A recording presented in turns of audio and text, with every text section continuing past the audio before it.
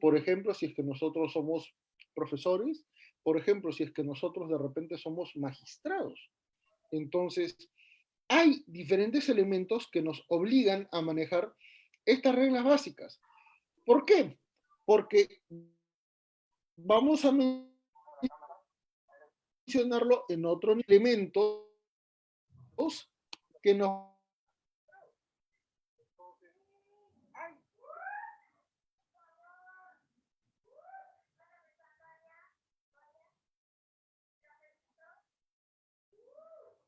algunos principios y de conceptos, que son totalmente distintos, ¿correcto? Los valores, los principios, los conceptos son totalmente distintos. En segundo lugar, tomar en cuenta que estamos ante situaciones absolutamente, ¿qué cosa? Interdisciplinarias. Por lo tanto, es necesario tener en cuenta que lo que digamos en el derecho de familia es absolutamente, ¿qué cosa? Limitado, condicionado, establecido a ese patrón de referencia. Pero no necesariamente eso que está en derecho de familia se vincula o se relaciona eficientemente, diligentemente, correctamente, complementariamente con derecho constitucional, con derecho civil, con derechos humanos. ¿Correcto? Entonces, estamos ante situaciones que exigen una visión interdisciplinaria, ¿ya? Pero a la misma vez estamos ante un contexto absolutamente, ¿qué cosa? Social, cultural, económico e inclusive, ¿qué cosa? Político. ¿Por qué? Porque la familia está en este contexto sociofamiliar en nuestra actualidad, en el cual hay muchísimos elementos por evaluar. La violencia que hoy existe no es una violencia de los últimos años, no es una violencia solamente contra la mujer, ese es un error. Nosotros vivimos en una situación de violencia permanente. Que se entienda eso, por favor.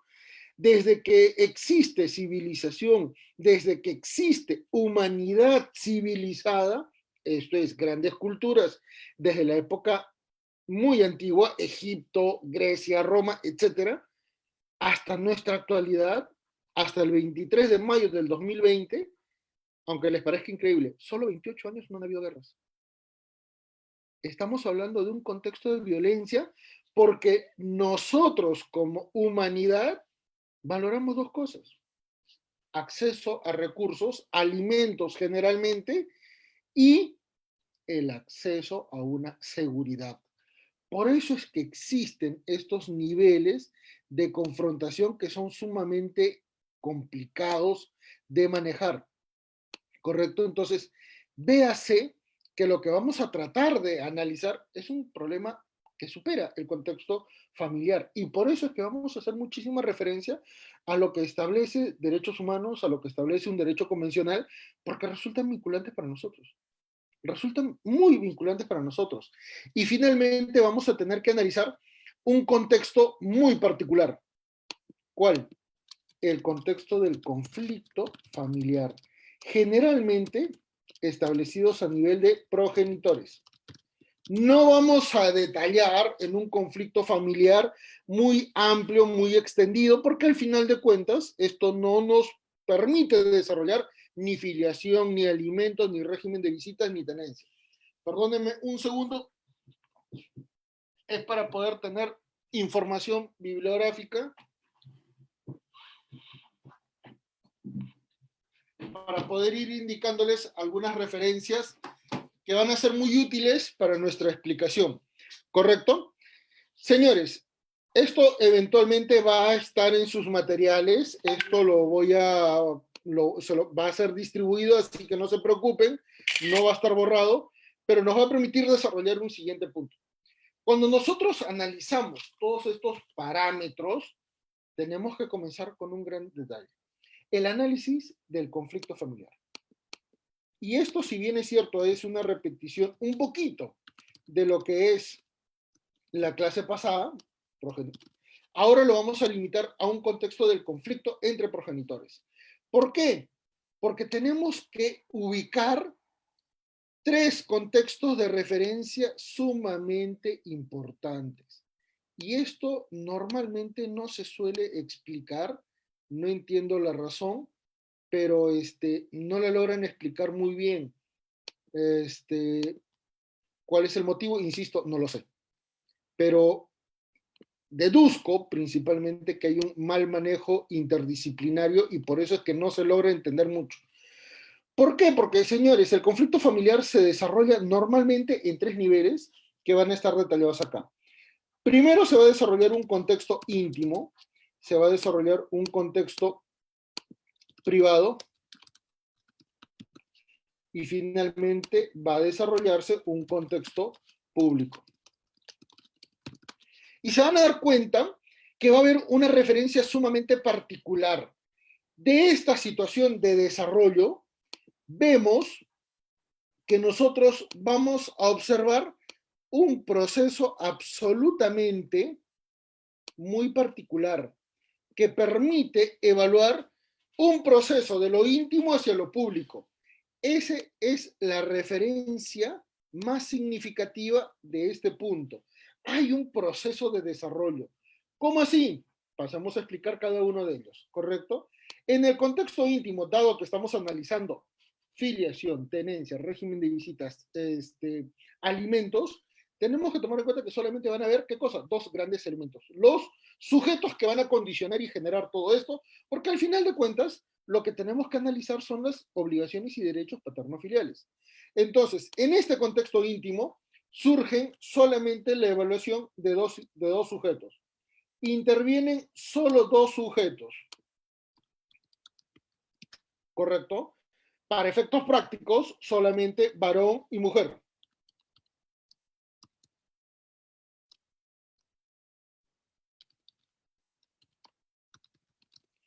En otras palabras, no vamos a hacer el análisis de otros tipos de relaciones familiares porque finalmente esto es lo único que nos interesa.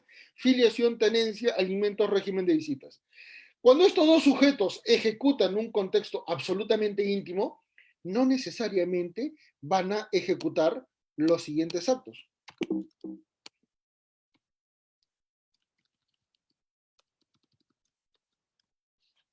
Matrimonio. ¿Qué es lo que normalmente va a generarse en esta situación?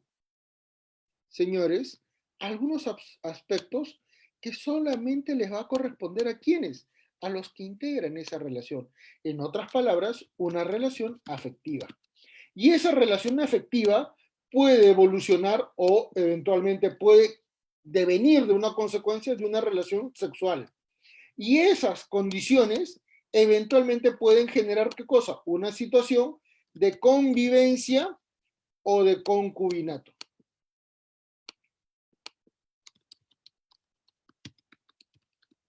Señores, convivencia y concubinato son totalmente distintos. No tienen una naturaleza jurídica similar. Normalmente la doctrina, no solo nacional, sino extranjera, y es más, en el año 2019 he tenido oportunidad de participar en debates, en conferencias en Uruguay, en Colombia, en México, en Argentina y en Chile, y se suele creer que convivencia y concubinato son lo mismo. Y no, no es así.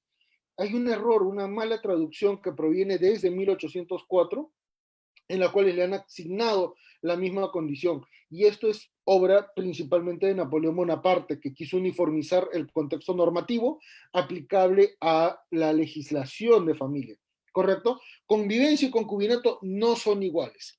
Eso lo voy a explicar después. ¿Correcto? Pero véase que en ese contexto íntimo nadie más hay. En otras palabras, es absolutamente, ¿qué cosa? Ajeno a terceras personas. Solamente participan estos dos individuos. ¿Pueden haber situaciones de consecuencias? Sí. Puede generalmente, ¿qué cosa? Ampliarse una relación de dos y de repente por un embarazo tener ya una familia, pero no necesariamente esto va a provocar matrimonio, convivencia o nada. Esto le corresponde solamente a dos sujetos. Cuando ya la relación puede ir incrementándose, se va a desarrollar un contexto privado. ¿Qué significa esto? Que a las dos personas que estamos analizando ya van a poder, ¿qué cosa? Vincularse con terceras personas. Generalmente, en un contexto familiar, en un contexto social, en un contexto laboral, en un contexto comercial, etcétera. ¿Correcto? La figura de la relación pasa. Sigue, se continúa manejando una relación afectiva, no necesariamente matrimonio, pero ahora sí, como hay un contexto público un contexto privado mucho más amplio, puede generarse, ¿qué cosa? Una unión de hecho, que es una convivencia o un concubinato, o sencillamente, ¿qué cosa? Mantienen el mismo contexto de lo íntimo, pero reservado a pocas personas, ¿correcto? Este contexto privado implica ya una condición que es absolutamente conocida y que va a tener referencias para nuestra explicación. ¿Cuál? En primer lugar, un contexto de publicidad. Un contexto, ¿qué cosa? De acciones vinculadas a una buena fe. Un contexto vinculado, ¿qué cosa? A un desarrollo que puede confundir lo afectivo con lo familiar. Se suele confundir muchísimo esto, ¿correcto? Y esto también va a permitir, ¿qué cosa? Una relación que puede provocar un factor legal. Por ejemplo, la cohabitación, para poder demostrar convivencia, por ejemplo. O eventualmente, ¿qué cosa? Una vinculación respecto de terceras personas para acreditar, ¿qué cosa? De determinados elementos. El contexto privado, entonces, impone una referencia muy significativa. Y les voy a mencionar algunos ejemplos. Con otro color. El primero de ellos, señores. Por ejemplo, cuando el novio le dice a la novia, ¿quieres casarte conmigo? Se genera una condición, ¿qué cosa? Absolutamente privada al ámbito familiar que eventualmente proviene de un contexto íntimo, ¿sí o no? Pero pregunta, los esponsales, ¿qué cosa es? No es un elemento que va a provocar un contexto legal en caso de incumplimiento, que hasta hoy se exige y que probablemente sea derogado muy pronto. Efectivamente, pero sigue siendo un contexto privado. No participa, no interviene ningún elemento del Estado frente a esta evaluación. ¿Correcto? ¿Qué otro contexto podría provocar una evaluación jurídica? Por ejemplo, el nacimiento de un hijo, que sigue siendo privado y eventualmente cada uno vive en su propio domicilio, tienen una relación afectiva que de repente nadie la conoce, pero con la gestación, con el nacimiento de un hijo ya se hace, ¿qué cosa? Público, se hace masivo, pero ojo, no interviene todavía ninguna autoridad del Estado para evaluar algún conflicto familiar. Esto normalmente se va a limitar a un contexto de registro, tal vez no, de repente, y eso lo vamos a ver cuando veamos el tema de filiación. Fíjese entonces que cuando ya comienzan a surgir algunas acciones vinculadas sobre todo a la crisis familiar, cuando ya vemos que hay conflictos y estamos hablando de una crisis familiar, nos vamos a dar cuenta que acá ya cambiamos el panorama de evaluación. Porque esta crisis familiar va a permitirnos analizar un contexto público, ¿correcto? Y en este contexto público tenemos que ser bastante enfáticos en determinar que acá ya interviene el Estado.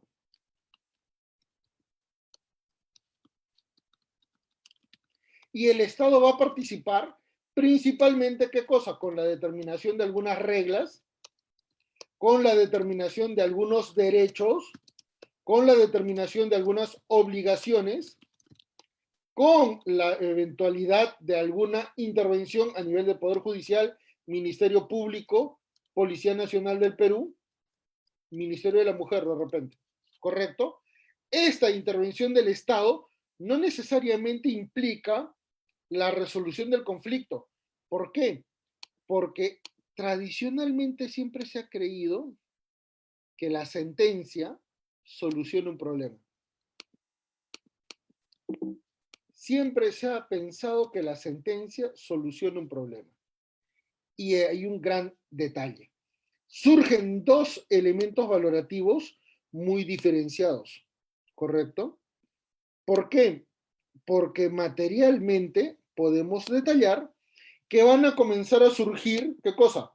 Conflictos puros y conflictos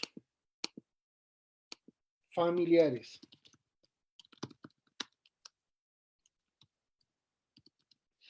¿Qué significa esto, señores? Que cuando estamos analizando conflictos puros, tenemos que tomar en cuenta solo dos grandes elementos: el análisis de derechos y el análisis de intereses. Si nosotros comenzamos a ver el Código Procesal Civil, revisen por favor Código Procesal Civil, vean las facultades del juez. Y el juez está obligado, porque es representante del Estado según el artículo 138 de la Constitución, pero representando al pueblo directamente, no al poder, va a tener que evaluar y analizar derechos. ¿Qué significa derechos?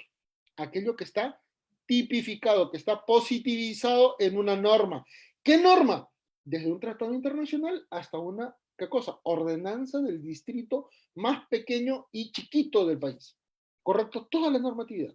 Por eso es que vamos a hacer mucho énfasis al manejo del bloque de constitucionalidad y del bloque de convencionalidad para analizar estos puntos, porque es sumamente grave. En segundo lugar, analiza intereses.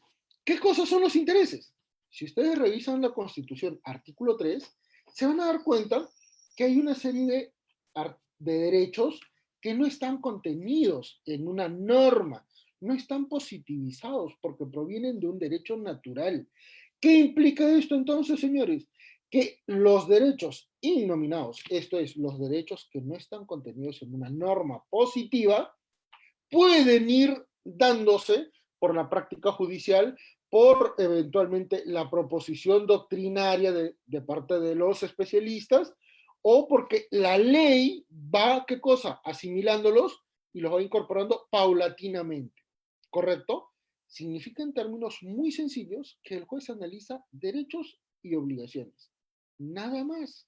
No puede analizar elementos ajenos porque sencillamente el juez no puede evaluar más allá de lo que está en el expediente.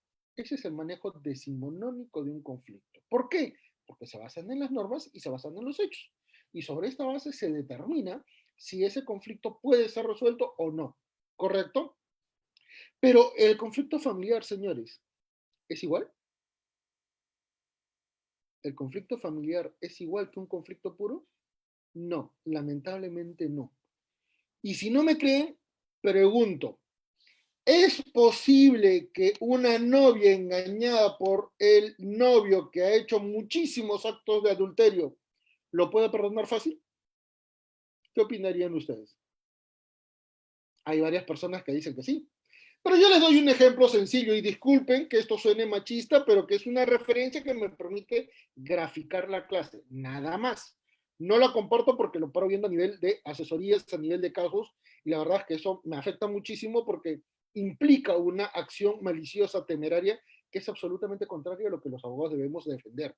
¿Correcto? Pero pregunta, ¿cuántas veces han escuchado la frase? Yo soy la catedral, las otras son las capillitas, pues. ¿Qué me importa que tenga otras si cuando yo voy a ser la principal? No me digan que no han escuchado eso. Me dicen que no han escuchado eso y se acaba la clase. ¿Mm? Es una referencia, ¿sí o no? Y la escuchan constantemente. Cuando le dicen, oye, pero otra frase. Miren, nos hemos llevado súper bien, vamos 20 años de matrimonios, pese a todo. ¿Qué significa cuando te dicen pese a todo?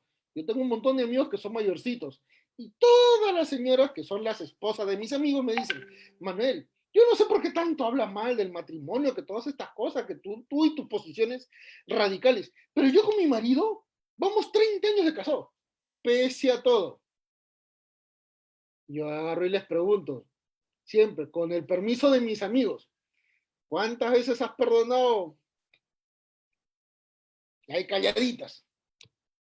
¿O no? Entonces, pues, una cosa es la teoría y otra cosa es la vida práctica. ¿Estamos? El conflicto familiar es totalmente distinto. Hay situaciones en las que ustedes han podido ver de repente muchísimo golpe, muchísimo maltrato y que efectivamente hasta inclusive se han querido hasta matar. Pero un momento, después de estos hechos, después del tiempo, a veces hay perdones, a veces hay reconciliaciones, a veces hay una situación en la que prefieren olvidar y nunca más se genera un problema entre las partes. Sucede. Hay otras en las que se llevan súper bien, pero ya no están juntos. Y uno dice, "Oye, acá hubo golpe, acá de repente hubo una situación mala". Y dicen, no. ¿Y por qué se separaron? Es que nos llevábamos bien. No entiendo. Si se llevaban bien, ¿por qué se separan? Él tenía unos intereses, yo tenía otros intereses. Él quería casarse y quería que yo cuide a los hijos, y yo quería trabajar, seguir estudiando y todavía no quería tener hijos. Diferencias que de repente son irreconciliables para ambos y que termina sin necesidad de pelea, una relación efectiva. Y hasta después se vuelven amigos. ¿Correcto? Entonces yo a veces cuando encuentro amigos así les digo, yo sinceramente prefiero llamarlos por tu nombre, porque yo no sé qué cosas son. Amigos, salientes, cohabientes y todas las categorías jurídicas que surgen. Y se matan de risa porque dicen, nunca nos entenderías. No, pues no lo puedo entender. La actualidad nos permite muchísimos elementos. Por eso es que cuando surgen estos conflictos familiares, nos permiten avanzar a una tercera diapositiva. ¿Correcto? Vean, por favor. Yo sé que todo el mundo está esperando el tema de filiación, tenencia. Tranquilos, vamos avanzando. Cuando comienzan a analizar estos parámetros, por favor vean que estamos analizando dos grandes elementos que van a ser sumamente referenciales. Vean este esquema. Estos, señores, está explicado principalmente en estos libros. Elementos procesales y probatorios del derecho de familia, y está analizado en este libro. Evaluación constitucional de derechos en el derecho de familia. ¿Correcto? Véase que eventualmente estos elementos provienen de un libro del 2008, en Derecho Procesal de Familia. Soy el autor, por algo conozco, ¿correcto? No me gusta llamarme especialista en derecho de familia porque no lo soy, porque en realidad yo tengo una visión mucho más interdisciplinaria. Pero fíjese, ¿cuáles son las 4 secciones en las cuales vamos a analizar? Si ustedes han visto un plano cartesiano, siempre se van a dar cuenta que van a ver algunos elementos referenciales. Esta es la parte más positiva y esta es la parte más negativa. Generalmente la parte negativa que no quiere nadie analizar, ¿correcto? Pero esta es una parte negativa que eventualmente es pública, ¿correcto? Esta parte es pública. ¿Y esta parte qué cosa va a ser? Esta es una parte negativa, pero privada. Con lo cual, esta sección, que también forma parte de una esfera positiva, es la que no se va a tener en cuenta. ¿Por quién? Especialmente por la ley. ¿Estamos? Y fíjese entonces, ¿cuáles van a ser los parámetros para poder determinar? El primero de ellos va a ser la ley. Y en forma complementaria, ¿cuál va a ser? El tiempo. ¿Estamos? Frente a los contextos en forma vertical, ¿cuál va a ser? Lo público y lo íntimo.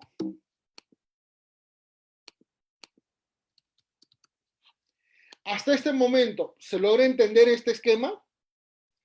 Ustedes dirán, doctor, ya está haciendo matemáticas. No, quiero que analicen esta situación, porque cuando veamos los conflictos familiares se van a dar cuenta que esta situación nos permite graficar muchas cosas. Comencemos entonces a analizar.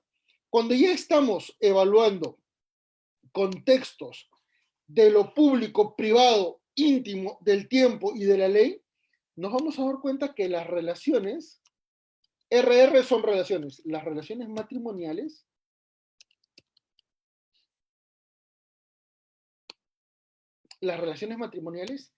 están garantizadas por la ley, están garantizadas frente al contexto público, están garantizadas frente al tiempo. Aún surja un detalle negativo. Ejemplo, Adán y Eva se casan y al segundo de haber suscrito el acta matrimonial y de haber sido declarados marido y mujer, imagínense que Adán muere por un paro cardíaco absolutamente fulminante. ¿Quién hereda? Hereda la esposa, ¿correcto? Así haya tenido un segundo de casada.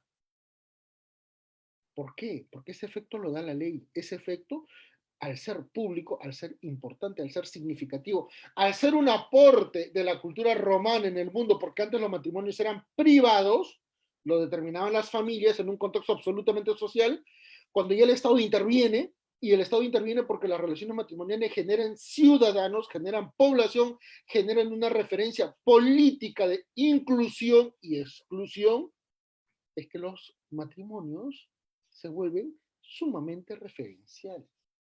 Esto nos va a permitir avanzar y detallar que vamos a comenzar a observar también relaciones convivenciales.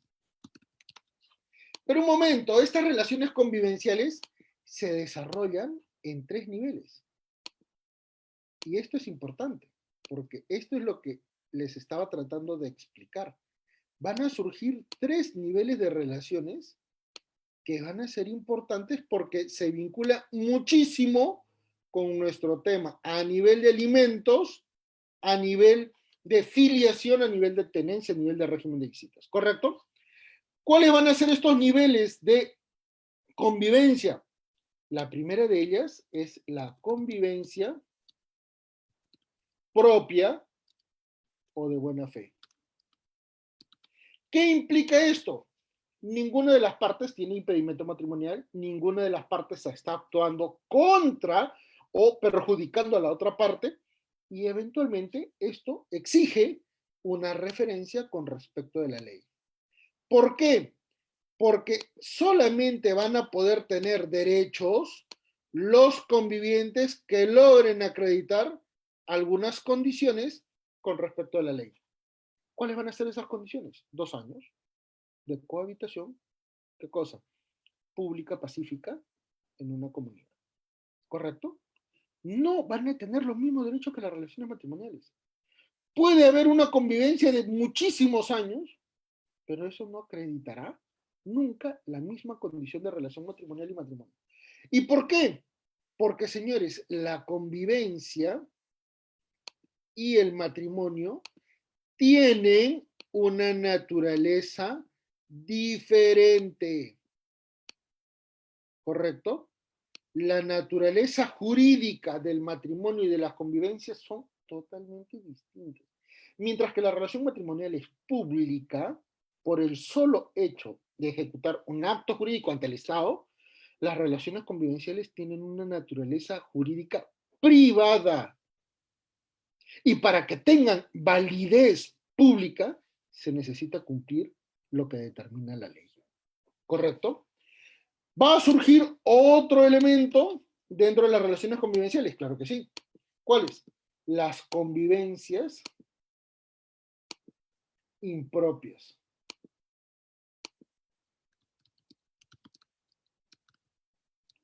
¿Cuáles van a ser las convivencias impropias?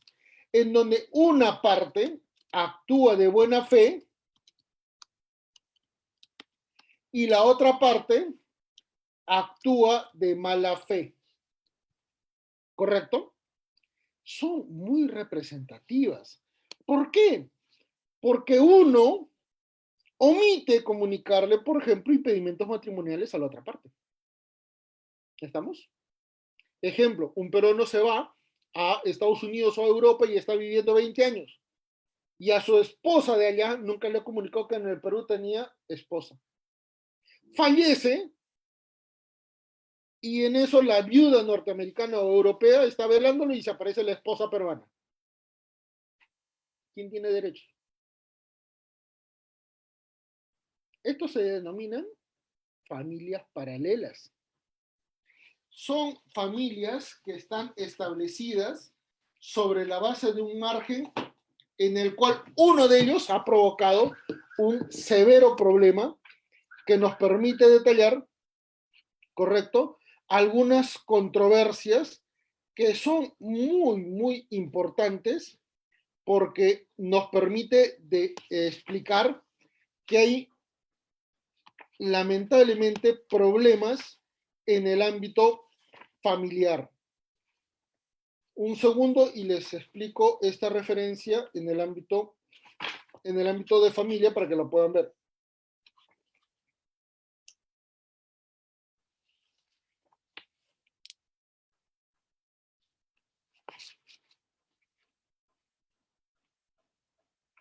Por favor, si alcanzan a revisar, el texto habla sobre las relaciones paralelas, que este es un problema que normalmente se observa en el ámbito judicial muy importante. Vigencia del vínculo matrimonial y los derechos de la segunda relación matrimonial ilegítima. Y ojo, cuando digo matrimonial es porque a veces los bandidos se casan con todas las de la ley, con matrimonio, con registrador civil y todo. Ejemplo, ¿cuántos venezolanos han venido al país diciendo que son solteros y se han casado en el Perú? Y claro, como no tenían pasaporte, no tenían documentos, han dicho, yo soy, no sé, pues el chamo tal, y han omitido su matrimonio. Y en el Perú ese matrimonio es válido, pero no será válido en Venezuela. Entonces, véase que estas relaciones convivenciales son muy complicadas de evaluar porque normalmente hay una acción de mala fe. Pregunta, ¿y quien actúa de mala fe comunica su actuar? ¿Comunica su condición? No, sí o no. Ahí está el inconveniente. Tercera condición, señores. En las relaciones convivenciales, vamos a observar que los dos van a actuar de mala fe. ¿Estamos? Los dos. Pero un momento, ¿significa un daño a terceros? No, no necesariamente. Ejemplo, Adán y Eva, los dos, Adán y María. Adán se casó con Eva, pero ya se separó. María vivía con José y ya también se separó. Pero Adán y María quieren establecer una convivencia, pero no quieren divorciarse de sus parejas. Y viven, conviven, están 10, 15, 20, 30, 40 años juntos. Es más, son la pareja maravillosa, son la pareja perfecta. Y los dos sabían que ambos estaban casados, pero nunca han querido divorciarse. Muere cualquiera de ellos, consulta. ¿El otro podría heredar? No, sí o no. Ahí viene el gran problema de nuestra legislación impuesta por la ley. Eso se llama evaluación decimonónica de la ley. Y hay una jurisprudencia de la Corte Suprema del año 2003 que defiende la familia real frente a la familia formal. ¿Correcto? Sobre la base de la buena fe, sobre la base de la continuidad en el tiempo y sobre todo de la publicidad. ¿Cómo puede ser posible que una pareja que ha vivido 40 años juntas con todas las de la ley no pueda gozar de sus derechos porque la ley dice que no? Fíjese que si yo ahorita invado un terreno y me quedo 25 años, para ponerlo en términos muy, muy temporales, yo ya puedo hacer qué cosa? Yo ya puedo ejercer un derecho sobre ese terreno. Pero en el ámbito matrimonial, no. Y ahí vienen los grandes errores. El parámetro que normalmente le han asignado al derecho de familia es privado, cuando en realidad el matrimonio de por sí es público. Por eso que la familia tiene un elemento totalmente diferente y la mejor explicación proviene de la Constitución. Fíjese, señores, en el artículo, en el artículo 4, fíjense, la comunidad y el Estado protegen especialmente al niño, al adolescente, a la madre, ta. También protegen a la familia y promueven el matrimonio. Hay una obligación constitucional. ¿Por qué? Porque el matrimonio permite generar población. Por lo tanto, hay una legitimidad de parte del Estado. Pero no son las únicas. Ya hemos hablado relación matrimonial, relación convivencial impropia, relación convivencia totalmente de mala fe. Hay una tercera situación, que son las convivencias, son los concubinatos, ¿correcto? Y uno podrá decir, doctor, un momentito, concubinato no es igual que convivencia. No. el concubinato exige, ¿qué cosa? Que preexista una relación matrimonial. Exige que exista una relación matrimonial primigenia. ¿Esto qué significa? Estamos hablando de una relación paralela. Estamos hablando de una relación sucesiva. Y es el concubinato el que lo define. Doctor, y si la señorita no sabía que había una esposa, entonces estamos hablando de una convivencia impropia, que es distinto. Tienes que analizar el comportamiento de una persona. Por eso es que acá se habla de lo íntimo. Acá tenemos que evaluar qué cosa. El comportamiento. El comportamiento es un elemento que va a producir qué cosa.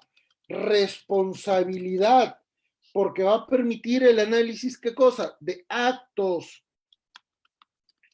¿Dónde? En el ámbito de la ley. Porque esa ley va a analizar qué cosa. Diferentes hechos. Creo que me están escribiendo.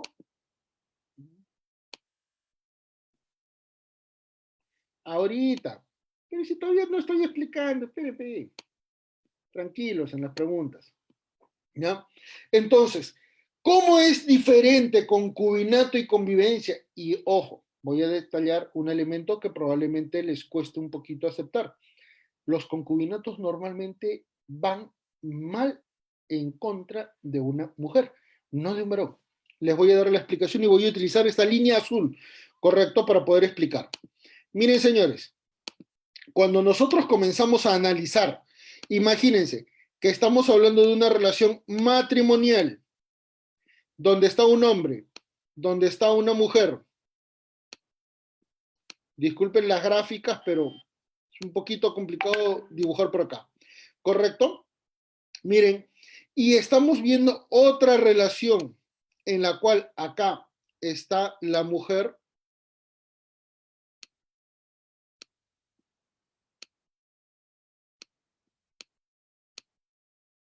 ¿Correcto? Miren, señores, dos tipos de relaciones, varón-mujer, mujer-hombre, por una cuestión muy sencilla. Porque cuando comenzamos a observar la participación de un tercero, en este caso sería ¿qué cosa? Una mujer, la concubina, y en este caso sería un varón, y fíjense, el varón no va a ser concubino para nada. Miren lo siguiente, si esta relación matrimonial se relaciona y surge una situación de embarazo donde viene un niño, ¿correcto?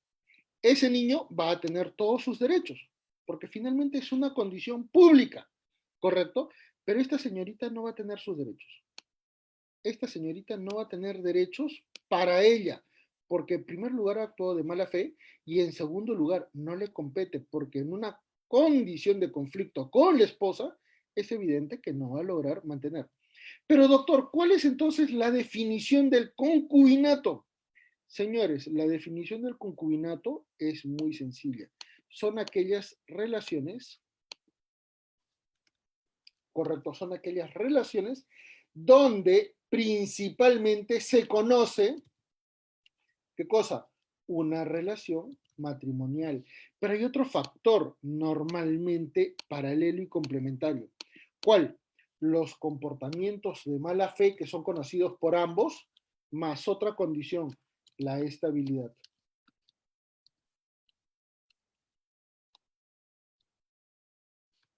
¿Correcto? Lo pongo en reducido porque no alcanza el espacio. ¿Qué significa esto? Normalmente los concubinatos no son permanentes, son cuestiones muy estacionarias, son cuestiones muy este, asignadas en un patrón de tiempo.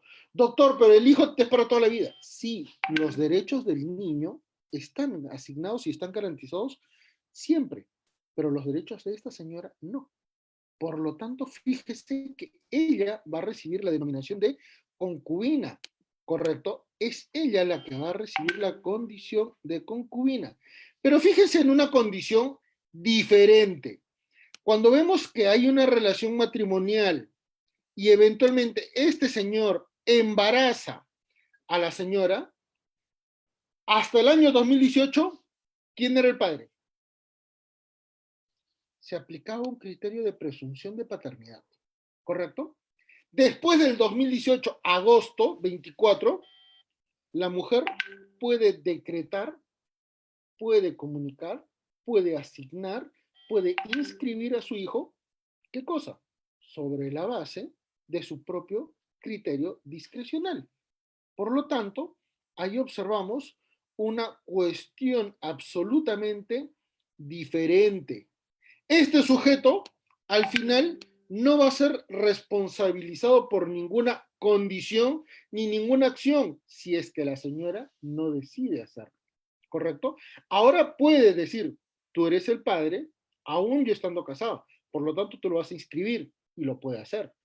Pero igual ese señor no tendrá la denominación de concubino. Y ahí vienen los grandes defectos.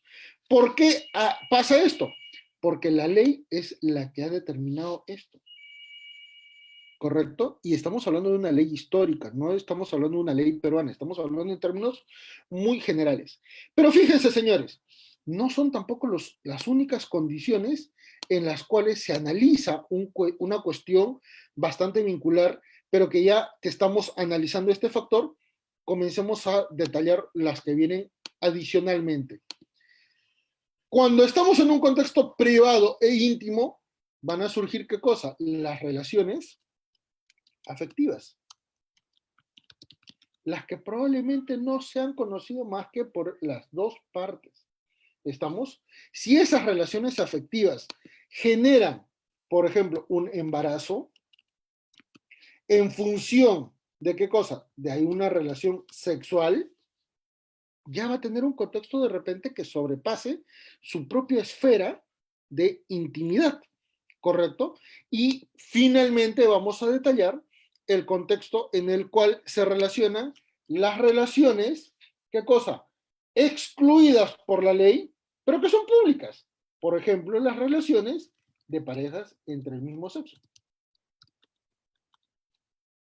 Y si no me creen que estas condiciones tienen una categoría, bueno, comencemos a dar un ejemplo para poder explicar.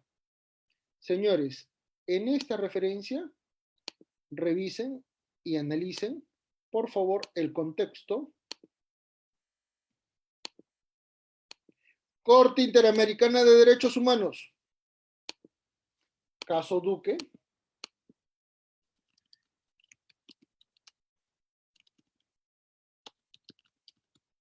Versus Colombia. Y cuando dicen, doctor, pero nuestro país no ha aceptado el matrimonio entre personas del mismo sexo o unión civil. Sí, es cierto, no lo tenemos. Por un momento existe un bloque de convencionalidad, existe una interpretación superior en el ámbito supranacional con respecto a nuestro país. Y la mejor manera de poder analizar esto es que en el Tribunal Constitucional, por ejemplo, tenemos el caso Oscar Ugarteche, que registró una sociedad de gananciales, y en el ámbito del Poder Judicial de primera ha pasado a una apelación en la cual se ha reconocido, ¿qué cosa? Por exequatur, un matrimonio de dos personas del mismo sexo. ¿Correcto? Es el caso de la funcionaria de la Municipalidad de La Victoria, recuerdan Susel Paredes. Por lo tanto, ya hay evidencias. ¿Y por qué los jueces del Poder Judicial y, Ministerio, y del Tribunal Constitucional están fallando en este sentido? Porque existe una referencia jurisprudencial vinculante llamada caso Duque versus Colombia. Y cuando se dice, no, pero nuestra ley no, momentito, analicemos luego por qué esta ley tiene que ser evaluada. Y porque nos va a permitir analizar qué cosa, los contextos totalmente desfasados y disfuncionales de nuestro sistema, ¿correcto? Entonces, señores, vean que este patrón de referencias nos va a permitir explicar lo siguiente. Cuando ya estamos analizando un contexto muy importante para poder analizar relaciones paterno-filiales, porque ese es el objetivo, relaciones paterno-filiales, donde se va a desarrollar qué cosa, las obligaciones y derechos de cada una de estas partes, tenemos que tomar presente qué cosa, algunos patrones de referencia. El primero de ellos, y vamos a hacer la referencia, el primero de ellos va a ser qué cosa, la sociedad. ¿correcto? ¿Y por qué vamos a tener que analizar la sociedad? Porque la sociedad está en términos equivalentes y complementarios a la misma vez de la ley. La sociedad está en la misma referencia complementaria, equivalente, vinculante, secuencial que la ley. Por lo tanto, la ley tiene que atender las necesidades de la sociedad y la sociedad evidentemente tiene que responder a estos patrones de vinculación con respecto a la ley. Y analicemos entonces la ley porque era lo que quería explicarles en primer lugar. Cuando nosotros comenzamos a analizar la ley, vamos a tomar en cuenta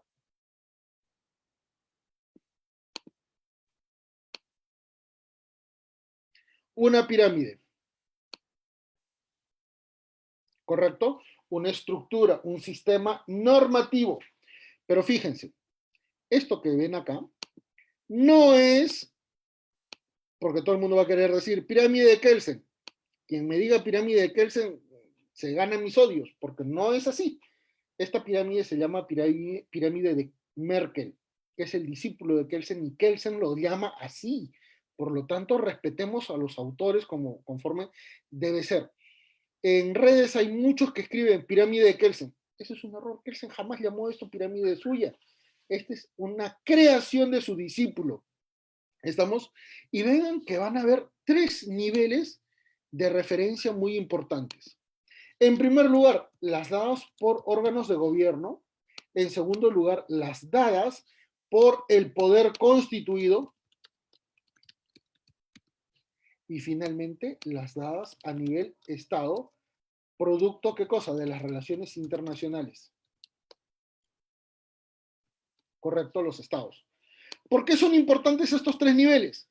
Porque en este contexto vamos a hablar de los tratados internacionales, evidentemente sobre derechos humanos. ¿Cuál va a ser más importante para nosotros? Todos los derechos humanos firmados por el Perú, que son los tratados universales 1948, 1951 y a partir de 1982 en adelante, ¿correcto? Pero hay uno importantísimo para nosotros, Convención Americana. ¿Por qué es importante esta Convención Americana? Porque es la que define nuestro sistema de un contexto, ¿qué cosa? De jurisdicción supranacional. Acá nos vamos a dar cuenta que va a haber un contexto supranacional muy importante. Estamos hablando del Sistema Interamericano de Protección de Derechos Humanos, ¿correcto? ¿Dónde está la Corte Interamericana? ¿Dónde está la Comisión Interamericana? ¿Correcto? No vamos a ver Corte Penal porque no forma parte de este sistema, ni tampoco vamos a ver Tribunal de la Haya, porque evidentemente no forma parte, pero están dentro de este bloque supranacional. Solamente vamos a hablar de Sistema Interamericano de Protección de Derechos Humanos porque solamente vamos a hablar de los derechos de personas. ¿Estamos? Fíjese, sobre la base del poder constituido, ¿quién va a participar? Congreso de la República. Ojo, Congreso de la República. Y finalmente, cuando hablamos de los gobiernos, ¿por qué? Porque ahora sí, sin necesidad de ahondar más, vamos a hablar solamente qué cosa, todo lo que emite el Poder Ejecutivo, todo lo que emitan los órganos de gobierno, que pueden ser ordenanzas, para abajo. Y del Poder Ejecutivo, toda la legislación que pudiera emitir. Ejemplo, todo lo que está pasando con la pandemia. ¿Correcto? Cuando analizamos ya el poder constituido, yo sé que esto parece más de derecho constitucional, pero fíjense qué es lo que va a pasar en la sociedad, porque ahora lo vamos a ver. El poder constituido, estamos analizando 2 tipos de leyes. Ustedes dirán, ¿2 tipos de leyes? Claro que sí, doctores. Las leyes, en primer lugar, orgánicas, y en segundo lugar, las leyes ordinarias. Las leyes orgánicas son las que regulan la estructura del Estado. Las leyes ordinarias son aquellas que tienen una votación simple. Y por eso es que cuando ya estamos en el bloque máximo, estamos hablando de que la Constitución está en este nivel. Constitución yo siempre le llamo CTT. ¿Y por qué? Porque los tratados internacionales se incorporan, pero tienen una jerarquía superior al ámbito nacional. ¿Qué va a permitir desarrollar esto, señores? 2 niveles. En primer lugar, un bloque de convencionalidad, bloque de convencionalidad, y en segundo lugar, un bloque de constitucionalidad. Todas las normas que sean emitidas que atenten contra la ley o contra una constitución son, ¿qué cosa? Derogadas. Son expectoradas, tanto por acción del Tribunal Constitucional como por el Congreso, como también por cualquier juez. Las inaplica, ¿correcto? Entonces, por tanto, surge un bloque de constitucionalidad. Doctor, ¿y eso qué tiene que ver con la filiación? Ahora se los voy a decir. Cuando nosotros comenzamos a analizar los problemas que surgen en la sociedad respecto de las relaciones familiares, ¿correcto? Porque ese es nuestro tema, relaciones familiares, vamos a observar una serie de situaciones que van a ser muy representativas. Por ejemplo, comportamientos de mala fe. Comportamientos, ¿qué cosa? Maliciosos, que son distintos, y los comportamientos temerarios. Y eso involucra, ¿qué cosa? Cuestiones que van a provocar, ¿qué cosa? Que actos jurídicos no sean evaluados correctamente, que eventualmente se invoque condiciones que van a perjudicar el ámbito de los hechos en un contexto familiar. Y finalmente esto va a provocar situaciones de daño, porque es evidente, como también, ¿qué cosa? Vinculadas a una invisibilidad que resulta muy complicada de entender en el ámbito familiar. ¿Por qué es importante entender esto? Porque ahora nos vamos a dirigir a otra diapositiva y se van a poder dar cuenta. ¿Correcto? Miren, señores, en la otra diapositiva, donde ya vamos a analizar el tema central de nuestra exposición, fíjense, por favor, vamos a poder analizar, en primer lugar, filiación. En segundo, lo voy a poner a nivel de gradación para que pueda entenderse mejor, ¿correcto? Tenencia, perdón, alimentos, para hacerlo más gráficos, ¿correcto? Régimen de visitas.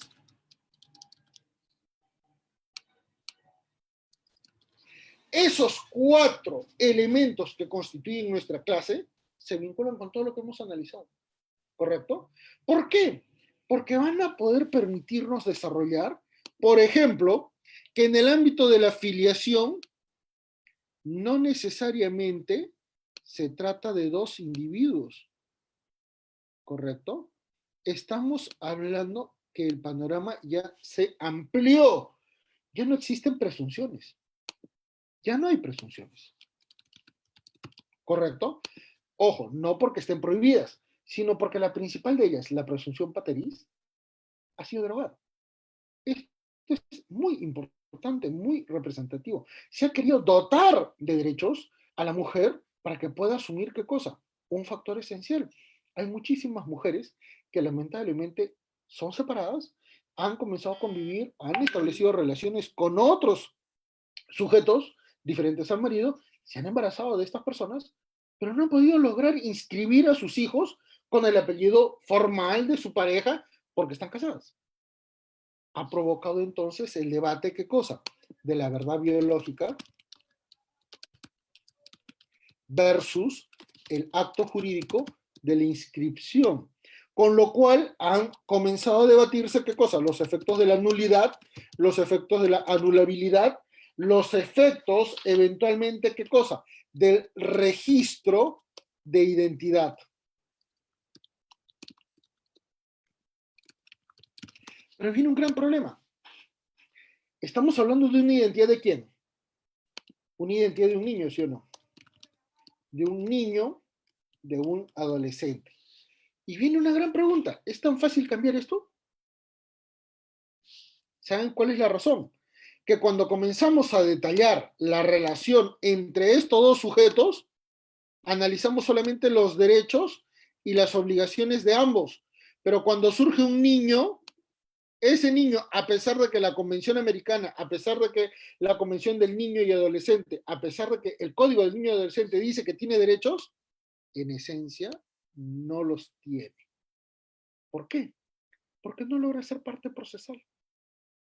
porque no logra identificarse como un sujeto que puede exigir su identidad. Y esto es grave. Y esto es grave. Y vamos a mencionar dos ejemplos que se pueden entender y vincular con respecto de la filiación, ojo, en términos bastante amplios y bastante específicos. ¿Cuál? El primero de ellos va a ser el caso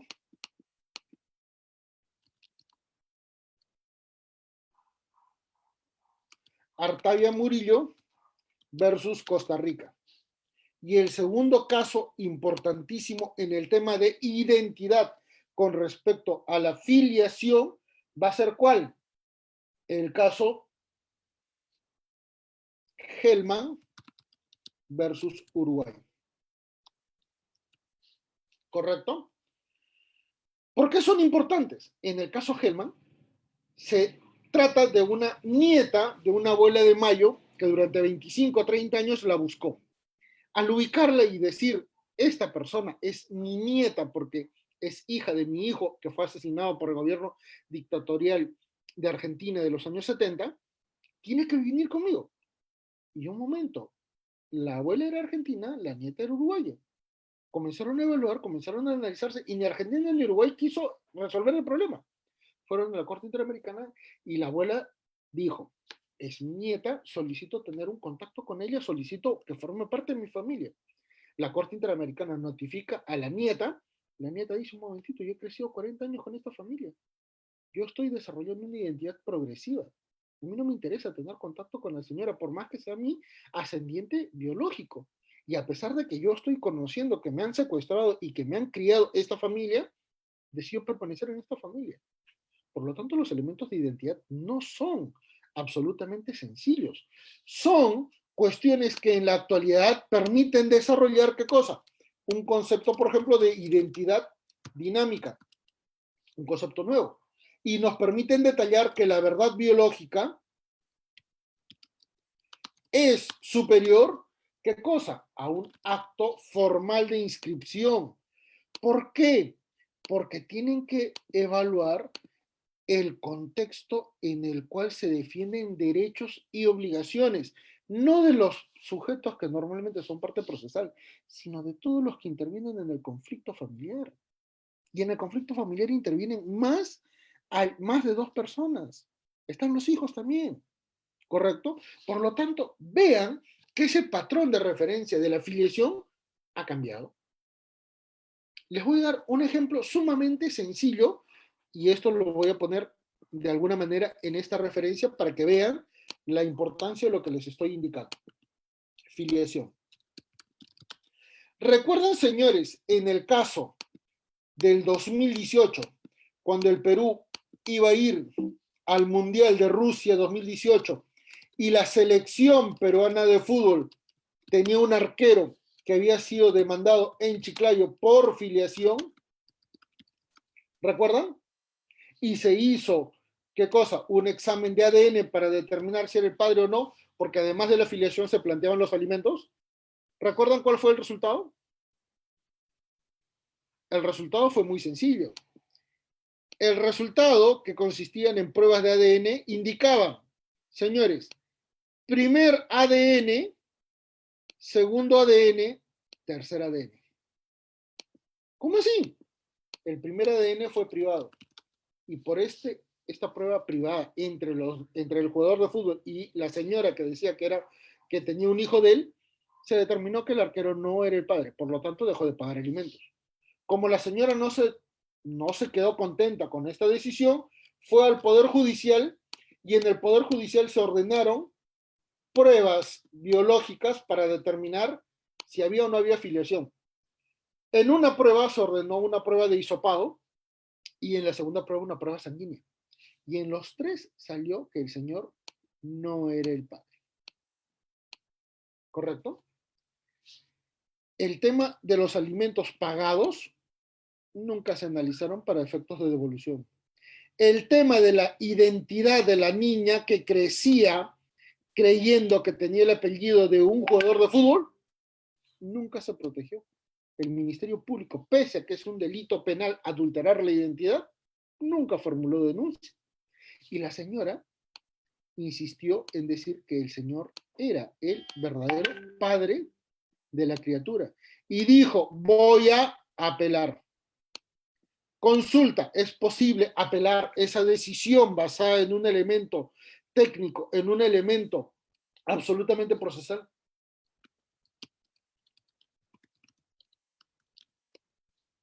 ¿Ah? ¿Es posible? Sí, si es que hay un elemento probatorio superior a los ya ejecutados. De lo contrario, quedaría improcedente ese pedido. ¿Correcto? Vean que un ejemplo absolutamente sencillo nos permite analizar un elemento muy importante. Comencemos con otra referencia. Alimentos. Los alimentos tienen que ser entendidos en tres niveles. ¿Correcto? En tres niveles. Y por eso voy a hacer la referencia. En primer lugar, los alimentos que van a generar, ¿qué cosa? Una condición de su sobrevivencia. ¿Estamos? Una condición de sobrevivencia. Esto es lo mínimo, lo básico. Salud, educación, vivienda, vestimenta. Pero a la misma vez se va a considerar, ¿qué cosa? Una condición lúdica. ¿Por qué? Porque los niños tienen que vivir en un ambiente ecológicamente equilibrado y que garantice su desarrollo y formación, ¿qué cosa? Personal. Por lo tanto, estamos hablando de un contexto absolutamente, ¿qué cosa? Vinculado al ámbito de diversión, vinculado al ámbito de desarrollo psicológico-social. Y surge un tercer elemento también. ¿Qué cosa? Los alimentos en el orden moral. Ese es el fundamento por el cual se ha determinado no hace menos de 5 años que en caso de cuantificación de los alimentos se considere que las madres tengan, ¿qué cosa? Una evaluación a su favor para poder vincular la crianza como un elemento que permita determinar la cuantificación de los alimentos. Pero ¿qué dice el Código Civil? Que esto es totalmente regulado. El Código Civil nos permite indicar que para la... Un segundo. Que nos permite indicar, miren, nos permite indicar, para la evaluación de los alimentos se puede hacer, ¿qué cosa? Una evaluación matemática. ¿Correcto? ¿Cuáles van a ser las evaluaciones matemáticas?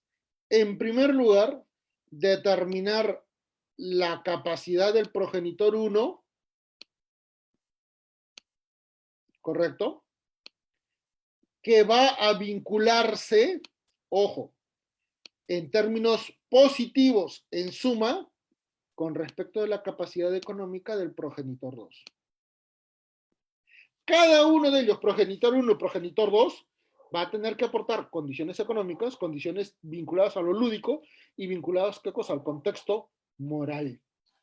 ¿Frente a qué cosa? Frente a las necesidades del niño. Y eso es lo importante. Y como esta ecuación no se ejecuta normalmente bien porque se suele asignar que corresponde al 60% de los sueldos del obligado a brindar alimentos, se ejecuta un conflicto que se amplía en el ámbito judicial. ¿Correcto? ¿Y por qué? Porque no se toman en cuenta otras variables. ¿Qué variables no se toman en cuenta?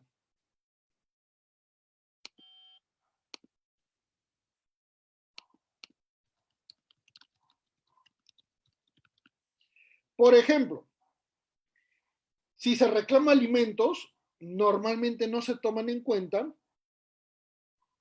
lo siguiente. Los alimentos se dividen en dos categorías. Existen alimentos que van a garantizar la calidad de vida y hay alimentos que van a garantizar ¿qué cosa? La supervivencia. Y eso es un factor totalmente diferente. ¿Quieren un ejemplo? Señores, cuando ustedes comienzan a analizar, por ejemplo, el caso Foquita Farfán, todo el mundo dice, mitad y mitad. Oye, con $16,000 es más que suficiente. Con $16,000 vive todo un barrio. ¿Qué niño necesita comer, no sé, pues hígado de ganso australiano? Porque con eso vive bien. ¿Qué niño necesita comer caviar 5 días a la semana? Porque si no, va a tener problemas intestinales. Cuando en la realidad nacional vemos casos en los cuales se discuten hasta, por ejemplo, alimentos de 20 soles por semana. Hay jurisprudencia que ya inclusive detalla que los jóvenes que dicen, yo no tengo trabajo, yo solo estoy estudiando y por lo tanto no voy a pagar alimentos, hay jueces que han tomado la acción afirmativa y han dicho, no me importa, eres joven, es tu hijo, es tu obligación, no es la obligación de tus padres, trabaja. Y si no vas a comenzar a trabajar, se te va a considerar deudor alimentario. No, pero no trabajo, búscalo. No, pero no voy a tener mucho dinero y voy a dejar mis estudios. Problema tuyo.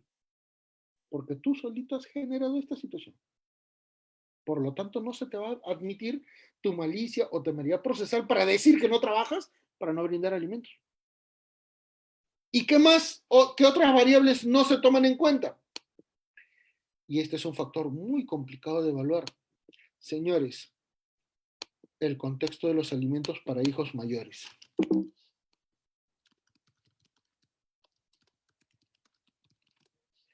El contexto de los hijos mayores es tan grave que, por ejemplo, existe muchísima malicia procesal en esto. Y hay sentencias tan malas y tan nefastas que permítanme dar algunos ejemplos. En Trujillo, por ejemplo, yo he visto una hija de 35 años, planteando que no se le quite la pensión de alimentos porque con eso logran mantener y garantizar, ¿qué cosa? La crianza de sus hijos. 35 años. También en Trujillo he visto una sentencia, y ojo, esta enfermera que tenía un trabajo ganó el caso. Segundo caso importante que he visto en Trujillo, una chica de 20, no, ya 29 años, planteaba todavía, ¿qué cosa? La extensión de la pensión de alimentos de parte de su padre, que era ya de tercera edad, jubilado, porque estaba estudiando su doctorado y no había acabado, pues. Y era abogada, y era profesional, era ingeniera, ya tenía una maestría graduada y estaba estudiando su doctorado y que no le correspondía porque había comenzado a estudiar el doctorado cuando tenía 27. Y la jueza le dio la razón. Son elementos totalmente negativos a una interpretación coherente entre lo que es justicia y equidad. ¿Correcto? La jurisprudencia las tengo en la mayoría de mis libros. Ahorita, evidentemente, no la voy a mencionar en esto. ¿Correcto? Porque el tiempo es sumamente corto, pero solamente algunos de los libros que he publicado. Y esto está, pues, no solamente en redes, las pueden ubicar inclusive en Legis. Buscan en el Google Legis, fallos de alimentos, hijos mayores, y se van a dar cuenta que salen un montón. Es cuestión de buscar, ¿ya? Véanse que entonces en la determinación de los alimentos hay muchísimos errores. Y errores sumamente graves que afectan al niño, ¿correcto? Y esto nos permite decir, ¿y el interés superior del niño dónde queda? Ah, ahí viene nuestra parte final. Eso lo vamos a hacer después. ¿Correcto? Cuando comenzamos a analizar, ahora sí, el régimen de visitas, comenzamos a observar que normalmente el régimen de visitas se otorga a favor de quién? De la madre. Porque normalmente la madre desarrolla, ¿qué cosa? Una tenencia ficta. Perdón, una tenencia ficta y por eso que el régimen de visitas se otorga a favor del padre que no vive con con el hijo. ¿Correcto? A ver, me están preguntando. Doctor, un segundo. En el caso de alimentos, ¿cómo el Estado garantiza la efectividad de la sentencia? ¡No la garantiza! ¿Quieren un ejemplo? Vamos a analizar en este contexto, y disculpen que me salga un poquito de la realidad. Poder Judicial, sentencia, páguese alimentos. No paga. No paga. El juez de familia no tiene la capacidad coercitiva de imponer. Primero, porque no es su función, y en segundo lugar, porque no tiene la competencia asignada por ley. ¿Qué va a pasar? Ministerio Público va a evaluar el proceso para generar ¿qué cosa? Un delito de omisión de asistencia familiar, ¿sí o no? Pero fíjense, en este año, producto de todo lo que está pasando, antes de la pandemia, decreto de urgencia el 08-2020, que modifica el tema de la pensión, perdón, del cobro de alimentos en casos de sentenciados por este delito. Y el decreto legislativo 1459. Por lo tanto, la ley ya ha dicho, oye, si tú estás preso, pero por este delito, paga y sal, no te preocupes. Viene la gran pregunta. ¿Cuánto tomó de tiempo hacer el primer proceso? ¿Cuánto le cuesta a muchas madres defender el derecho de sus hijos? ¿Cuánto se demora el segundo proceso y hasta de repente ejecutar la condena? Sumen esos dos tiempos y luego vean que la ley dice, no, por este delito no vamos a generar hacinamiento penitenciario, paga y sal. Esa es la incoherencia que normalmente la vemos en el Estado. ¿Correcto? Entonces, es una bonita pregunta, doctora Marita, pero lamentablemente el Estado no garantiza. El Estado no garantiza. ¿Correcto? No garantiza. ¿Quieres un ejemplo muy propio en el ámbito de la Corte Interamericana de Derechos Humanos? Te sugiero que veas el caso Ramírez Escobar versus Guatemala. Y ahí te vas a dar cuenta cómo es que el Estado de Guatemala trata de analizar el tema del abandono moral y material de los hijos y ejecuta qué cosa?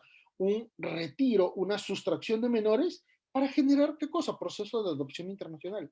Algo sumamente grave que fue sancionado. ¿Correcto?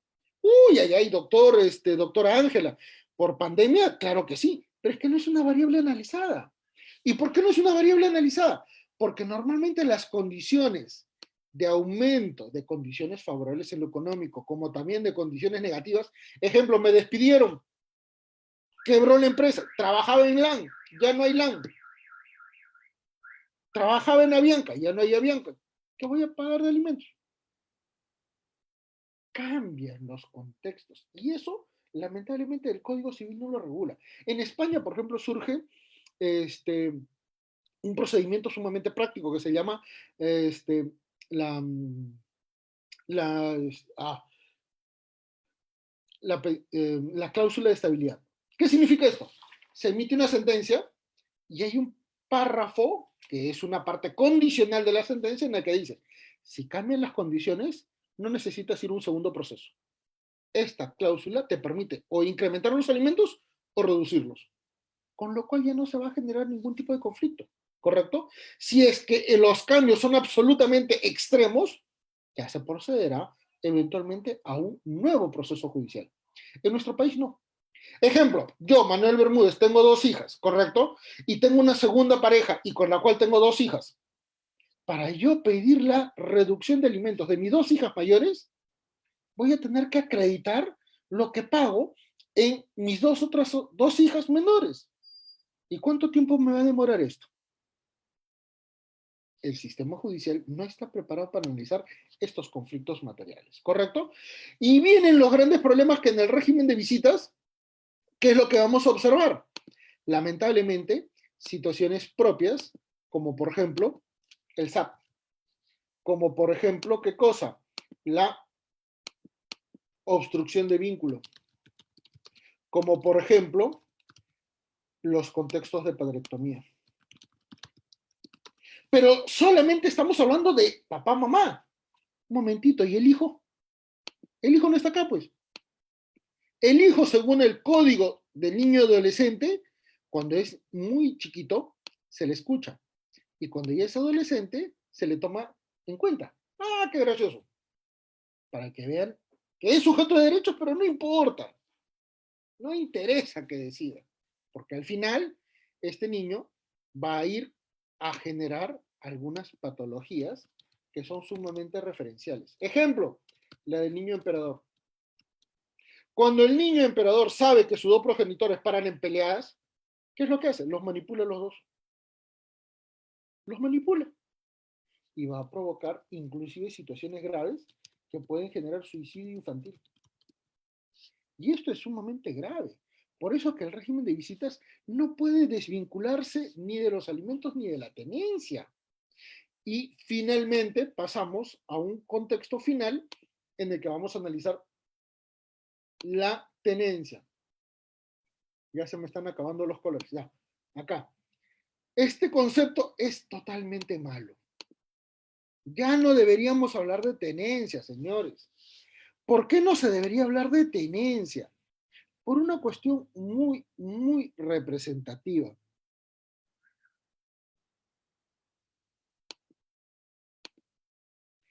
porque ahora tenemos que hablar de parentalidad. ¿Y qué significa la parentalidad? La posibilidad de modificar estos patrones de conceptos decimonónicos. Buena pregunta, doctora María Jerónimo. ¿Cómo queda el régimen de visitas? No es que se haya suspendido, porque recuerden que solamente los derechos y obligaciones determinadas en sentencia no se pueden suspender hasta que venga otra resolución. Lo que sucede es que el régimen de visitas en este contexto de pandemia se deben delimitar por una cuestión más humana que legal. O sea, si yo soy el padre y no puedo ver a mi hijo, ni loco voy a querer ir a su casa para trasladarle qué cosa, un virus. Le estaría haciendo daño. Pero un momento, vivimos en una era de tecnología, tanto es así que nosotros nos estamos comunicando. Es más, he visto que hay algunos compañeros que forman parte no solamente de Ayacucho, sino que están, he visto de Iquitos, he visto de Trujillo, he visto de Chiclayo. ¿Qué es esto? Celular. ¿Cómo nos estamos comunicando? Con Zoom. Yo desde que estoy dictando clases digitales, en clases de sesiones virtuales, estoy con casi 12 sistemas de comunicación. ¿Por qué? Eventualmente estos padres no pueden comunicarse con sus hijos. Porque, señores, lamentablemente les generan obstrucción. Y esa obstrucción no solamente es física, también es ahora digital. ¿No vas a hablar con tu papá? Porque no quiero, pues. Pero un momento, oye, tú le estás descontando de su trabajo una pensión. Sí, pero no quiero que hables. ¿Eso no pasa? También de Nazca, efectivamente. ¿Sí? Entonces, recuérdese, el tema del régimen de visitas no es que se haya suspendido. Lo que sucede es que es inaplicable por una cuestión de facto. Estamos en una situación excepcional. De Arequipa también, muchas gracias. ¿Ya? Para las personas no pueden transitar en lo físico. Así es, la facilidad, comunicación digital. Es más, señores, hay sentencias, no solamente en el Perú, también en Iberoamérica. Yo enseño en la UNAM en México, enseño en la UBA en Argentina, enseño en Chile, en la Universidad de Talca, enseño en Ecuador, enseño en Colombia, en varias universidades en Colombia.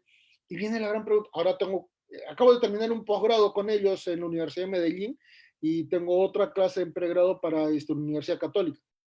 Pero fíjense, cuando estamos analizando estos parámetros, comenzamos a observar, surgen nuevas posibilidades de poder determinar estas situaciones. ¿Correcto? A ver, en otra ponencia se planteó la posibilidad de que se pueda sustentar tu circulación en ese tiempo, alegando tener que ejecutar un régimen de visitas. Sí es cierto, pero es peligroso.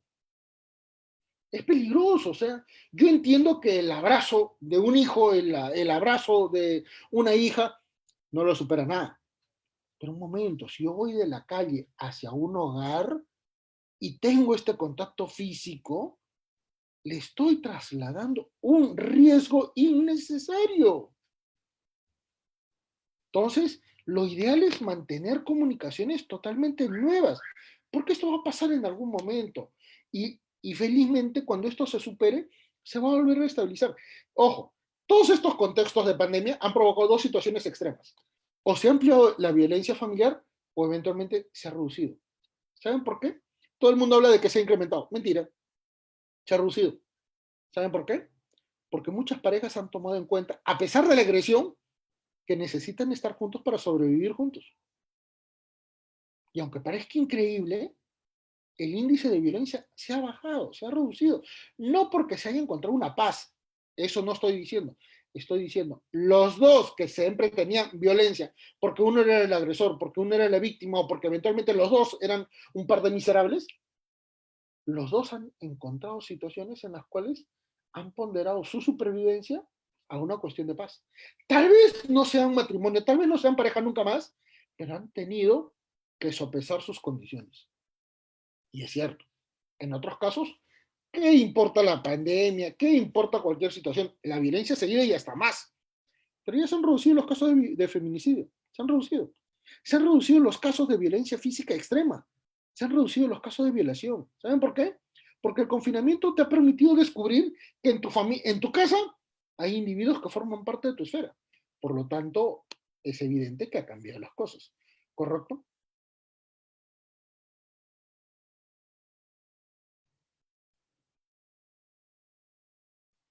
Sí, lo que dice la doctora María Jerónimo es efectivo. Eso se llama obstrucción de vínculo. ¿Correcto? Y eso te demuestra un síndrome de alienación totalmente. Sí, es verdad. En realidad, Arequipa es una región muy violenta, pero la región donde se presentan mayores casos de violencia no denunciada es en Cajamarca. En Cajamarca existe un promedio de, por mujer que participa en un proceso judicial, un promedio de 3 a 4 procesos por persona calificada como víctima, generalmente mujer. Lo complicado del caso es que normalmente se asume que estos procesos son contra varias personas. ¿Por qué? Porque hay un problema de fertilidad sociomúltiple. El índice de hijos por mujer en Cajamarca violentadas es de 3.2. ¿Qué significa? Que hay en promedio 3 padres diferentes de sus hijos. ¿Correcto? Entonces, cuando hablamos de tenencia, deberíamos eliminarlo. No se habla de tenencia, se debe hablar de parentalidad, que es una condición totalmente diferente y nos permite vincular, ¿qué cosa? El contexto del interés superior del niño. ¿Qué significa este interés superior del niño? Porque ahora ya lo vamos a analizar, ¿correcto?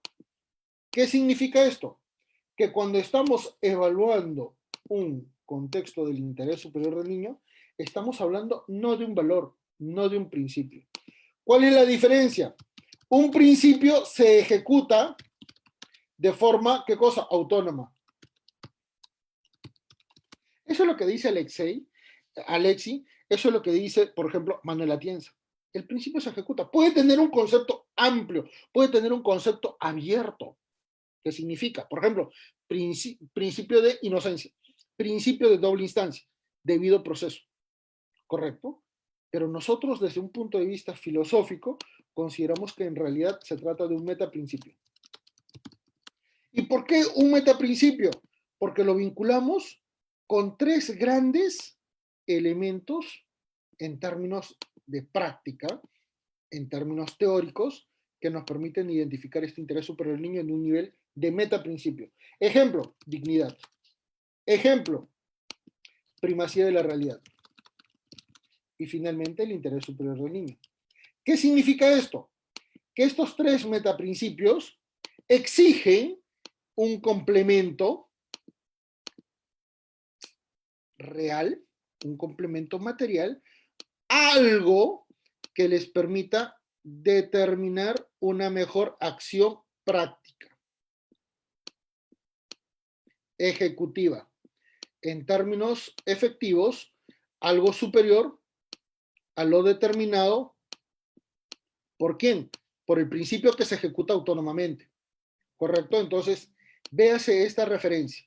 A ver, el proceso de violencia contra la mujer y los integrantes del grupo viene siendo utilizado para obtener pronunciamiento rápido de tenencia. Sí, es verdad, es verdad. El régimen de visitas muchas veces motiva la resolución. Es que estamos hablando de que, como no analizan el conflicto familiar correctamente, creen que existe una sola situación. Pero viene una gran pregunta. La doctora Ingrid Elizabeth, por favor, si pudiera escribirlo rápido en esta pregunta. ¿Usted conoce qué es el síndrome de Doppelganger?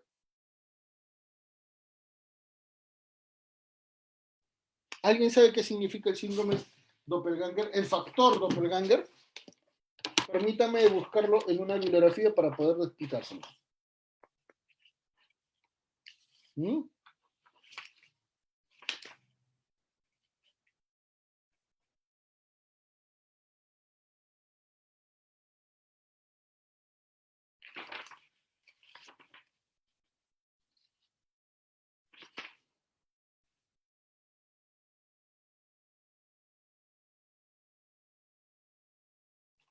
El síndrome de Doppelganger, que está acá, es aquel efecto en el cual una parte asume una posición de víctima y en otro proceso asume una posición agresiva. Ejemplo, varón-mujer. El varón golpea a la mujer, víctima de violencia familiar. Pero en otro proceso, la señora es la que impide el régimen de visitas, obstrucción de vínculo. Y en este caso el agresor pasa a ser víctima. Pero no solamente este agresor se convierte en víctima, también los hijos. Hay un doble efecto y esto normalmente no se toma en cuenta por la inmediatez, por la rapidez en las cuales se evalúan estas cosas. ¿Y por qué? Porque las evaluaciones periciales se ejecutan muchísimo después de los hechos. Y esto es grave, ¿correcto? No se puede condicionar el tema económico para la visita de los hijos. Lo hacen, lamentablemente lo hacen, ¿ya? ¿Cómo se podría solucionar el tema del cobro de dinero de alimentos sabiendo que el padre lo despidieron? Es que ahí viene el gran problema. Recuerda que el Código Procesal Civil y el Código del Niño Adolescente permiten en forma complementaria, ¿qué cosa? O la suspensión de la obligación o finalmente la anulación. Les voy a comentar un caso bastante representativo en este caso. Recuerdo mucho que una de las primeras sentencias en el ámbito del delito de omisión de asistencia familiar fue impuesta a una persona que había sido atropellada y que terminó parapléjica, ¿ya? Y producto de esa situación, ya no domiciliaba en su casa porque la familia lo votó, y en segundo lugar porque ni siquiera ya podía estar con la familia de los papás, porque generaba mucho gasto. Así que estaba prácticamente en una situación casi de indigencia y de abandono. Cuando lo logran notificar y le dicen, señor, usted va a ser preso. Y él dice, ¿por qué? ¿Qué delito ha cometido? Usted tiene delito de omisión de asistencia familiar, usted no ha dado ni un sol durante casi 5 años. Y él dice, ¿cómo yo voy a poder si ni siquiera tengo contacto con mis hijos? Segundo, ni siquiera puedo sostenerme yo mismo. Míreme, soy parapléjico, no puedo movilizarme, no puedo ni siquiera mover mi silla de ruedas. Y ya tenía casi una sentencia porque él estaba prácticamente como reo contumaz. Se revaloró esto porque en la misma Defensoría Pública de Oficio lo ejecutó y se determinó qué cosa, la anulación de la obligación alimentaria. Y esto porque la misma demandante sabía que el señor estaba en una condición de parapléjico. Y esto es grave. Esos comportamientos de mala fe, estos comportamientos maliciosos y temerarios son comunes en el contexto familiar.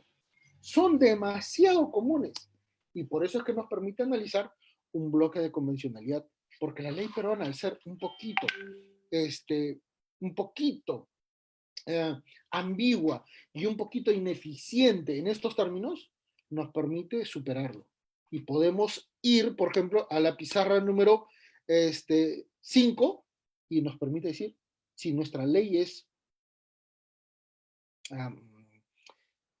si nuestra ley es corta, está limitada, analicemos qué dice el contexto internacional, porque finalmente ese bloque de convencionalidad nos va a ayudar a resolver estos problemas que son muy, muy prácticos y que son muy constantes en nuestra realidad, porque tenemos problemas de filiación. Hay muchísima manipulación, por ejemplo. Dama embarazada, conoce una nueva pareja y la nueva pareja asume la paternidad. Se divorcian y la mujer dice, te voy a hacer un proceso de ADN y voy a eliminar tu apellido de mi hijo y ya no quiero que tengas contacto. Eso se llama el uso de la bala de plata. Un elemento probatorio anula un derecho. ¿Por qué es eficiente? Esto provoca situaciones en el ámbito de los alimentos. No hay fiscalización de los alimentos. No hay la posibilidad de exigir una veeduría de los alimentos. Por ejemplo, imponen una pensión de alimentos de 400 soles. ¿Ustedes creen que un hijo podría garantizarse o ser cuidado con 400 soles? Esta fiscalización de alimentos le permitiría a la madre decir, gasto mucho más. Debería tener más para poder cuidar a mi hijo. Y nos permite analizar otro factor. Los contextos económicos no deberían estar vinculados al cuidado o a la vinculación con los hijos. Porque si existe la posibilidad de que uno de ellos tenga todas las posibilidades económicas y materiales, pregunta, ¿por qué normalmente no se le da la tenencia? Miren, la tenencia, porque este es el término coloquial, a favor del padre, que es el que tiene trabajo, que es el que tiene casa, que es el que de repente tiene todas las condiciones económicas para garantizar el cuidado de su hijo. ¿Por qué entonces se tiene que valorar más el contexto moral para tener a un hijo? Porque normalmente va asignado a las mujeres. Ahí viene un gran elemento que nos permite ir entonces a la evaluación de nuestra pizarra número 1. Cuando comenzamos a analizar contexto constitucional, los conceptos de igualdad, los conceptos de equivalencia de obligaciones y de derechos no se cumplen. Y esto es muy malo, porque al final nos permite detallar, ¿qué cosa? Una serie de errores que lamentablemente nos generan más dudas que respuestas, pero a la misma vez nos permiten detallar la necesidad de continuar con estos debates, porque al final quedamos en una perspectiva en la cual ni la filiación logra ser totalmente veraz, ni tampoco la prestación de los alimentos resulta coherente con respecto de lo que hemos estado ejecutando, y esto se vincula muchísimo con el régimen de visitas que se pueden establecer, en las cuales, por ejemplo, en situación de pandemia se han eliminado o se han prácticamente condicionado a no hacerse. Y ahí nos damos cuenta que al final, cuando estamos hablando de un contexto procesal,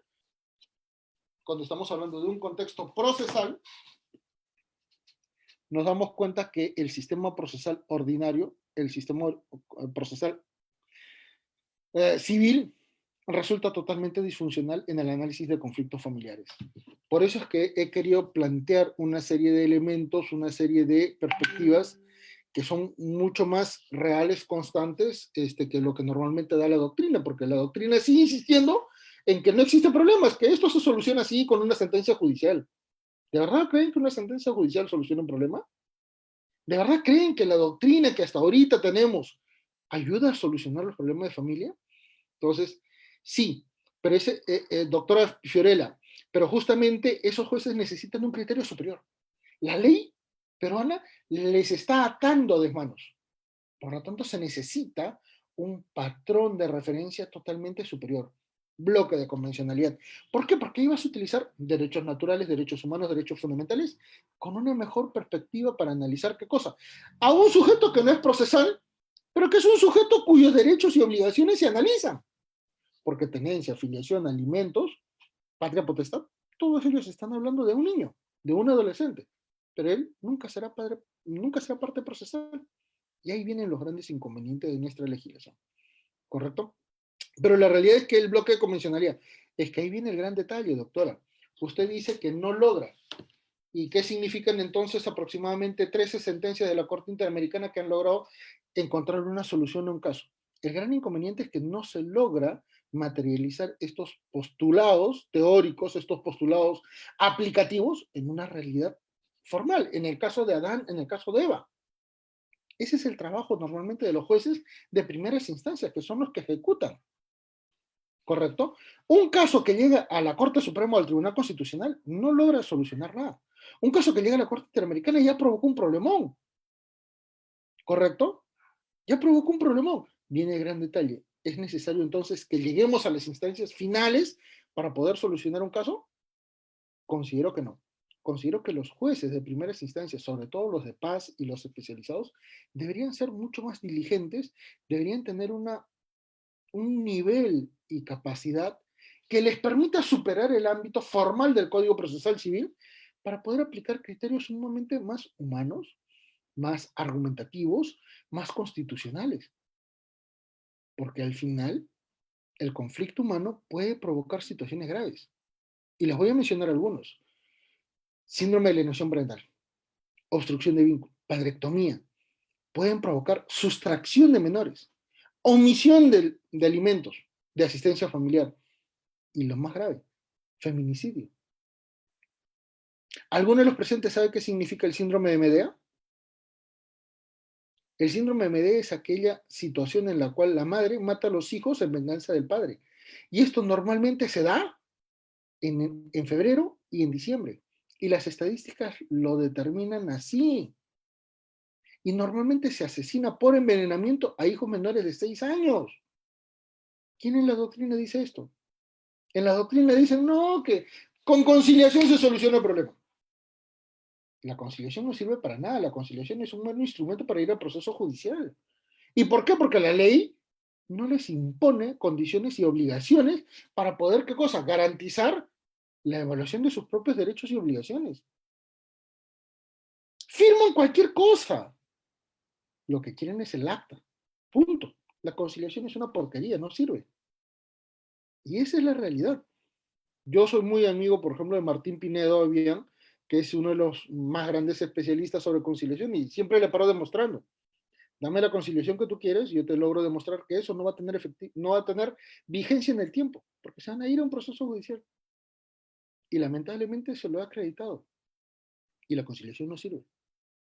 Por eso es que el Código Procesal Civil, el anteproyecto de reforma del Código Procesal Civil, la está anulando. no tanto por una cuestión sustantiva en lo procesal, sino porque sencillamente no sirve. Entonces, señores, ah, a ver, en la Universidad de Barcelona, en España, hay un programa de máster en familia y el director del programa de maestría señala que la alienación parental no existe como síndrome. Y yo con él he conversado el año pasado porque hubo un congreso iberoamericano en la Católica, en el cual sustenté en un libro que está equivocado. Y es porque piensan que los conflictos familiares se pueden solucionar en un juzgado. Lo que sucede es que hay muchas personas en el ámbito teórico que no litigan en familia. Por eso es que a veces sus postulados no tienen ningún elemento material. Es como decirle, señores, esta es una fruta y la fruta sabe así. Mientras ustedes no la prueben, no van a poder tener conocimiento real de eso. Y este doctor detallaba que la alienación no existe, que es una cuestión creada e inventada. Claro, porque nunca ha ido a un juzgado. Y normalmente en los casos donde se ven estas situaciones son en los juzgados y donde normalmente todos asumen una mala posición. Por ejemplo, los jueces preguntando, niñita, niñito, ¿a quién quieres más, a tu papá o a tu mamá? ¿Mm? Cuando comienzan a evaluar y comienzan a decirle en una sola sesión de 20 minutos, si ya están con problemas psicológicos, con 20 minutos. Entonces, el derecho de familia está en crisis hace años y soy el principal crítico. Es más, creo que soy el único, porque ningún otro se atreve a decirlo. Y por eso es que normalmente no me invitan a seminarios ni a congresos de derecho de familia, porque a los pocos que he ido les he logrado demostrar en su propia realidad y en su terreno que están equivocados. La mejor referencia, agosto del año pasado, en Congreso Iberoamericano de Derecho de Familia en la Pontificia Universidad Católica de Perú. Cuando todo el mundo hablaba de cuestiones de bondades de derecho de familia, no, cada uno de los argumentos se les debatió y se les dijo, están totalmente equivocados, ustedes no litigan. Y una persona me dijo, yo soy juez de la Corte Suprema. Está mal, pues, porque usted siendo juez de la Corte Suprema, esta es su casación. Y en esta casación detalla, por ejemplo, en el síndrome de alienación parental, que la madre ejecutó estos actos de violencia psicológica contra el niño. Pero claro, como el niño no es sujeto procesal, ¡juá! El acto va contra el sujeto procesal del padre. Y como a él no hay un daño, por lo tanto no hay necesidad de variar la tenencia. ¿Mm? Estamos mal. Y eso nos permite generar estos debates, estos contextos de diálogo y permítame de alguna manera detallar que los pocos espacios en los cuales se pueden abordar estos temas en términos mucho más objetivos son muy escasos. ¿Sí? Entonces, doctores, tomando en cuenta que ya estamos prácticamente en el cierre y habiendo respondido algunas consultas, me gustaría que eventualmente ustedes pudieran tener en cuenta. Si quieren ubicar, si quieren tener referencia de las publicaciones, las pueden ubicar en mi Face, ahí salen todos los artículos, libros, investigaciones que he ejecutado sobre la materia. Tengo, creo que como veis, 12 libros en familia. A nivel individual, he participado en cerca de 30 libros en el ámbito de derecho de familia. Tengo mucho más libros en constitucional y todos los meses publico en Gaceta Jurídica y en Actualidad Civil. Entonces, algo sé y permítame ratificar mi posición contraria al derecho de familia, pero no porque esté mal el área, está mal el modo en el cual se evalúa el derecho de familia.